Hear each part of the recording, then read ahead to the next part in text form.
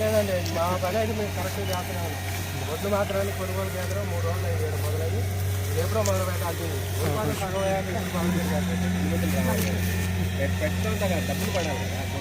డబ్బులు మాకు నెలకి ఇవ్వండి, మీ డబ్బులు అడిగిపోతాయి.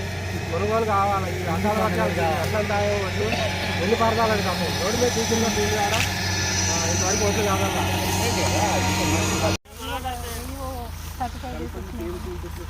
నిన్ననే మొన్న పైన పండ్లు కట్ చేస్తున్నారు.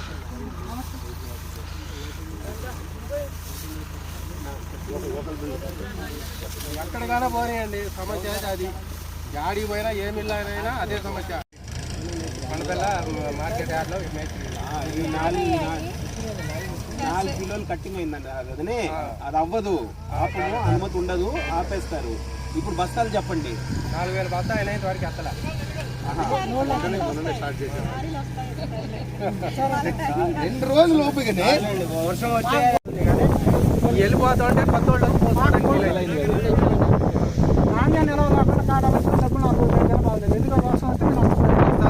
కూడా పోయిన వానాకాలంలో 10 రోజులు పట్టింది.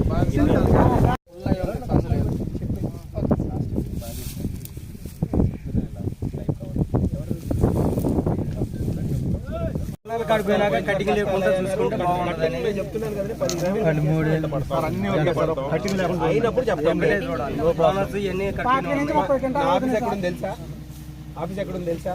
ఎవడన్నా కట్టింగ్ చేస్తే డైరెక్ట్గా వచ్చి చెప్తారంటే చెప్పండి. ఆ డబ్బులు రిటర్న్ చేయిస్తాం, కట్టింగ్ అయితే ఉండదు. మాట ఇస్తున్నాం కదా కాబట్టి. Okay sir. బోనస్ మొన్న ఇచ్చారు, మేము అనలేదు. సరే ఇబ్బంది ఉంది అని గవర్నమెంట్ కూడా మేము మొన్న వచ్చినాయి. మధ్య మనం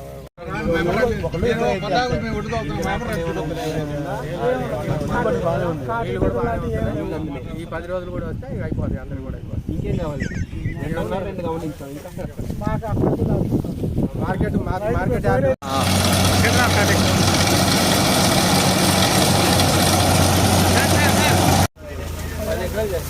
గంటకు 1 ఎకరా.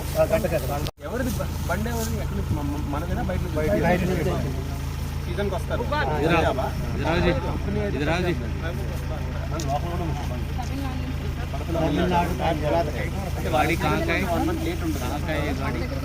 ये गाड़ी हमारा ओनर सर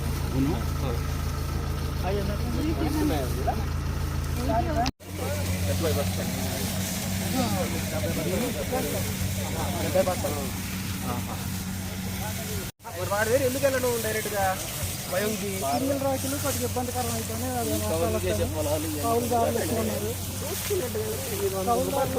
నష్టపోతాం అనేది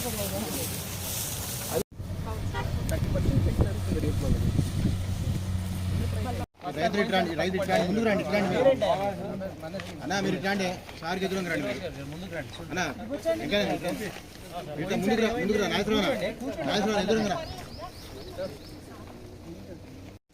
500 బస్తాలు ఇస్తే మధ్యలో ఉన్న బస్తాలు చెక్ చేసి తీసుకోమని చెప్పానా లేదా? మరి తీసుకున్న తర్వాత రంధ్రాలు ఉన్న తర్వాత పంపించేవాడేమో మీరు తీసుకున్న తర్వాత చేశాడు అంటాడు. మీరేమో మీరు పంపించింది అలా పంపించారు అంటారు. ఏమో చేయించి అప్పుడే యాక్సెప్ట్ చేయమని చెప్పానా? ఏంటి బస్తాలు 3 రోజులకు వచ్చాయి పోయినసారి? వారానికి 1 రోజు 10 రోజులు ఒకసారి పంపించారా? 1 వీక్ ఒకసారి పంపించారు. అది కూడా 3 రోజులకు ఒకసారి రావాలి. మూడోది బస్తాలు యాక్సెప్ట్ చేసుకున్నప్పుడు బోర్డులు పెట్టించమన్నాను. ఈసారి బోర్డులు పెట్టారా? నేను సెంటర్కి వెళ్ళి కనిపిస్తున్నాను బోర్డు. ఏం రాయాలి ఆ బోర్డు పైన చెప్పండి. దానికి మనకి గోన్ బస్తాలు ఏ రైతుకి ఎన్ని సంచులు యూజ్ చేసినాం, ఎంత స్టాక్ ఉంది అర్థమైందయ్యా? చదవడం వచ్చా పెద్దయ్యా? మరి చదవడం వస్తే బోర్డులు పెట్టమన్నాం. ఎన్ని సంచులు ఉన్నాయి, మంచివి ఎన్ని, కొత్తవన్నీ, పాతవన్నీ ఏదైనా రాసి ఎన్ని రైతులకు ఇచ్చాం, ఎన్ని మా దగ్గర ఉన్నాయని రాయమని చెప్పి ఆ లెక్కలు చెక్ చేయడానికి ఒక అధికారి వచ్చి రోజు చెక్ చేస్తారు. అర్థమైంది కదా? బస్తాలు ఎన్ని ఉన్నాయి మీకు చూడంగానే కనిపించాలి. లేకపోతే టక్కని మీకు 1 రోజులో జిల్లాలో ఉన్నాయి ఎక్కడ పంపించాలనే నిర్ణయం జేసీ గారు చూస్తున్నారు. అర్థమైంది కదా? పోయినసారి కూడా బస్తాలు కొరత ఉండలేదని ఇవ్వాల్సిన చోటుకి ఇవ్వలేకపోయారు. కొన్ని చోట్ల అదైంది. జిల్లాలో బస్తాలు కొరత ఉండలే, ఇవి ఇచ్చారు, సమయం తీసుకుంది. కొన్నిసార్లు పెద్ద రైతులు వచ్చి బస్తాలు తీసుకొని వాళ్ళకి ఇంకా సమయం కాకపోయినా పెట్టుకున్నారు. అది ఎవరు ఇవ్వాలి సమాచారం? అది సెంటర్ వాళ్ళు ఇవ్వాలి. అది కూడా రాసి పెట్టాం. అందుకే రైతులకు ఎన్ని మంది ఇచ్చారని రాసి పెట్టిపోయి చెప్పాం. సరేనా? అది కూడా కుదరదు. ఎవరు వేసుకుంటే ఎవరికి మన మాయిశ్చర్ వచ్చి ఉంటే తేమే వాళ్ళకి ఏమని చెప్పాం. నడుస్తుంది, నడిపిస్తాం. సరేనా? ఇంకేంటి మా సెంటర్ అక్కడికి వచ్చారనేది కాదు, కొనుగోలుకి ఎంత వడ్లు రెడీగా ఉన్నాయనేవి అంచనా అర్థమైంది కదా, చేయాలి కదా. నేను మీకు ఇవ్వాల్సింది, మీకు కొన్నిసార్లు పోతాయి, కొన్నిసార్లు వస్తాయి. మండల్ కేంద్రంగా మండల్ కింద ఉండాలని పెట్టామని కదలిక ఉంటుంది.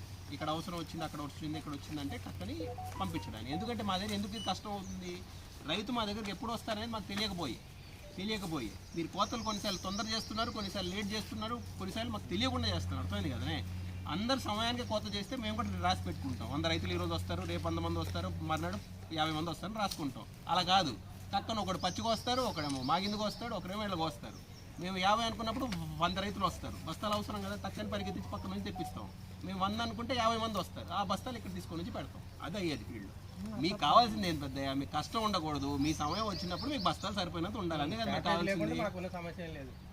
మా సెంటర్లో ఏదమ్మో ఇచ్చాను మీకు పోయినసారి దానికి. అంటే ఏంటంటే సార్, ఇక్కడ బస్తాలు ఉన్నాయి అనుకునేసరికి అన్ని బస్తాలు వీళ్ళకే అనుకుంటున్నారు. కానీ మనకు మనం చేసేది కానీ ఆరిపోయిన బస్తాకి ఒక రోజు లోపల ఆరిపోయిన మనకి 15 రోజుల తర్వాత మొత్తం డబ్బులు పడ్డప్పుడే మా అకౌంట్లో మాకు వచ్చిన అమౌంట్కి దానికి ట్రాలీ మేము వేసిన వాటికును అయిన కింటాలకును మేము వేసిన వాటికి ట్రాలీ కదా సార్, అప్పుడు అమౌంట్ కట్ అయ్యాం.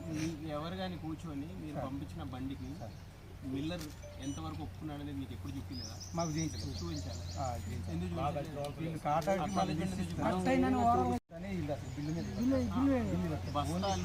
బస్తాలు దాన్ని తీసుకున్న క్వాంటిటీ అది మీకు అంచనా. తీసుకున్నది మీకు 3 టన్నులు 4 టన్నులు ఉన్నాయనుకోండి, 40 క్వింటాలు ఉన్నాయనుకోండి, 40 క్వింటాలకి బోనస్తో సహా అంతా పడాలి. అది మీరు లెక్క పెట్టుకోండి. ఎన్ని బస్తాలు మిల్లర్ ఒప్పుకుంటున్నాడు అనేది మీరు నిఘా పెట్టాలి. అర్థమైంది కదండి. మీరు ఇక్కడ 40 బస్తాలు ఇచ్చారు, 40 బస్తాలు కుట్టాము, ఒకసారి ఎంట్రీ చేస్తాం. ఎంట్రీ చేసిన తర్వాత బండికి పంపించాలి కదా. బండి మీకు అందరికి తెలిసే ఉంటుంది. ట్రక్ ఎక్కడ మీ ఆర్ఏ గారు వచ్చారా? ఎన్ని మంది ఆర్ఐలు మీకు? ఎంత పని ఇది డిలీషన్ చేయడం? సర్వే నెంబర్లో 10 ఎకరాలు 5 ఎకరాలు ఉంటాయి. పెట్టుకొని టేబుల్ పైన చూసుకుంటే ఎవరికి ఎక్కిందని డిలీట్ చేస్తారు. మన ఆ డిలీషన్ ప్రపోజల్ పెట్టి దానికి ఎక్కించడానికి ఏంటి కష్టం? మ్యాక్సిమం అన్నీ చేసినాం సార్. నాకైతే మీ కలెక్టర్ అయితే వచ్చి మాట్లాడినప్పుడు ఒక రైతు అయితే చెప్పారు కదా అవ్వలేదనేది. ఇవి గమనించాలి కదా, ఏమైనా కానీ చేసినా కానీ ఒకటైతే అవ్వలేదు కదా. ఎందుకు కనుక్కొని పర్సనల్గా మీరు కనుక్కొని ఇది పూర్తి చేయించి నాకు ఒక వారంలో అయినట్టు సమాచారం అందిస్తారు. సీసీ గారు మీరు పర్సూ చేస్తారు. రైట్, క్లియర్ చేయించండి. డిలీషన్ రిక్వెస్ట్ మూవ్ చేయండి, తన ఇది చేయండి. కాగితాలు ఉంటాయి, న్యాయం ప్రకారం చేయమంటున్నాం. ఎవరికి ఎక్కువ ఎక్కిందో చేయండి, ఎవరికి తప్పు ఎక్కిందో ఎక్కింది. ఆ డబ్బులు ఎవరికి పోయాయి? వాళ్ళకే పోతున్నాను సార్. నాకు ఇంతవరకు ఏం రాదు సార్. 18 నుంచి నేను ఇది కొట్లాడుతూనే ఉన్నాను సార్. ఎందుకు? అప్పటి నుంచి కూడా ఆర్ఎస్ఆర్ లేదు, మేము వాళ్ళు వచ్చి రిజిస్టర్ చేయమను అది చెప్పాను. వారంలో పరిష్కరిస్తారు ఏమన్నారు? పేరు ఏమన్నారు మళ్ళీ? Sir Venkateswara sir. ఒక వారంలో అది పూర్తవ్వాలండి. మీరు నాకు అప్పుడు కూర్చున్నప్పుడు నేను ఇక్కడ పంపించా, సీసీఎల్ఏ పంపించా, రిపోర్ట్ మీ దగ్గర ఉండి కాదు, మీరు పరిశీలి చేసి నా దగ్గరకు వస్తున్నా. నా అవసరం ఉండదు. డిలీషన్ అంటే డైరెక్ట్గా ఆడియో అనేది నాకే వస్తుంది. ఇది డైరెక్ట్గా నాకు పంపిస్తారు డిలీషన్ రిక్వెస్ట్ రేస్ చేసి. అర్థమైంది కదా. అది అవ్వగానే మీరే మళ్ళీ కాంట్రాక్ట్ చేసి అప్లికేషన్ వేయించుకొని నాషనల్లో పట్టా మీద చేయిస్తారు. ఈ పదాలన్నీ మనకే సగం అర్థం అవుతాయి. అర్థమైంది కదా. వాళ్ళకి కావాల్సింది సార్ 750 680. వినండి ఎదేసారు, ఈ ధరణిలో ఉన్న పదాలు మీకు నాకే సగం అర్థం అవుతాయి. ఇంకా మరి దాన్ని రోజు రోజు చూడడం వాళ్ళకి ఎలా అర్థం అవుతుంది? తనకు కావాల్సింది ఏంటి? తన పాస్బుక్లో నాకు 4 ఎకరాలు ఉంటే 4 ఎకరాలు ఎక్కాలి. అది అయ్యే వరకు వెంటబడ్డది. ఏ మాడ్యూల్, ఏ పరిపై అప్లికేషన్, కలెక్టర్ గారి దగ్గర పోండి, ఇక్కడ పోండి, ఏం చెప్పకండి, ఎలా చేయిస్తారని చూడండి. మండలి మీద మీరు చూడండి. ఇంకేంటి రెవెన్యూ సమస్యలు? గవర్నమెంట్ దాంట్లో లేదు సార్. తను వేసుకున్నారులే కానీ అది తీసుకోవడం కుదరదు. అందిస్తాను, నా పరిధిలో రాదు, ఇది అందిస్తాను. మీరు అన్నట్టు సూపర్ ఫైన్కి ఏమన్నా మళ్ళీ ఇంకేమన్నా ఉంటుందని అయితే ఈ అయితే అసలు మనం బయట అమ్ముతున్నాం. మేము ఇప్పుడు బయట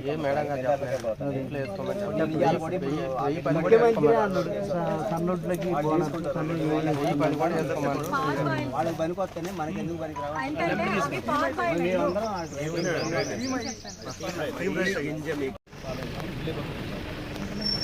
బాగా కటింగ్ చేస్తారు. వీలింగ్ బట్టి మన కొనుగోలు అయిన తర్వాత మన శాతం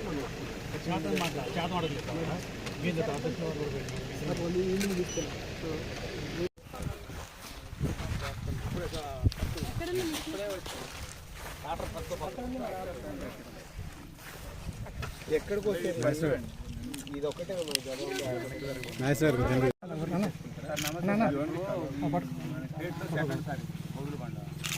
మంచిగా అన్ని మిషన్లు అయిపోతాయి. కాకపోతే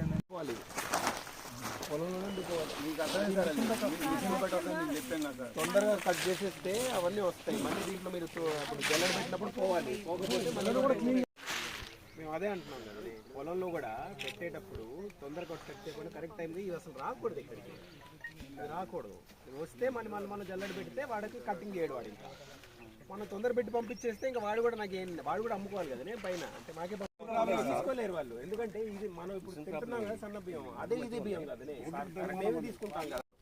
కారణం ఉంటే మాకు చెప్పండి సార్. వాళ్ళు చెప్పేది ఏంటంటే సార్ మన ఏడపడుతున్నాం మరి, ఎందుకంటే ఇప్పుడు 150 గ్రామ్స్ పోతాం. సమస్యలు కొనుగోలు పైన అయినా, కొనుగోలు కేంద్రాల పైన అక్కడ ఉండాల్సిన వసతులపైన మిల్లర్లు టకటక తీసుకోవాలని చెప్పడం కూడా జరిగింది. ఇవన్నీ గమనించడం జరిగింది. సజావుగానే జరుగుతుంది, కానీ ఇంకొంచెం వేగవంతం చేయడానికి అవకాశం పూర్తిగా ఉంది. అలాగే మేము ఇవ్వాల్సిన ఆదేశాలు అందరికీ ఇచ్చి ఏ రైతు కూడా అవస్థ పడకుండా వాళ్ళు మా సెంట్రల్కి రాగానే మేము ఇచ్చిన మాట 48 గంటల్లో కొనుగోలు పూర్తి చేస్తామనేది మా ఇష్టం ఉండగానే అది అయ్యేలాగా మేము వెంట పడతాం. ఏదైతేనా కానీ మా పూర్తి దృష్టి మా రైతులపైన పెట్టడం జరుగుతుంది. ఎటువంటి అనవసరంగా అవస్థ పడకూడదు, రైతులు సుఖవంతంగా ఉండాలి, లాభదాయీ వ్యవసాయం వైపు లాగడం కూడా మేము ప్రయత్నిస్తున్నాం. అలాగే మేము ఇచ్చిన మాట ప్రకారం మా రైతులు సమన్వయం చేసుకుంటూ వాళ్ళకి ఎటువంటి కష్టం రాకుండా సుఖవంతంగా ఉండేలాగా మేము వెంట పడతాం.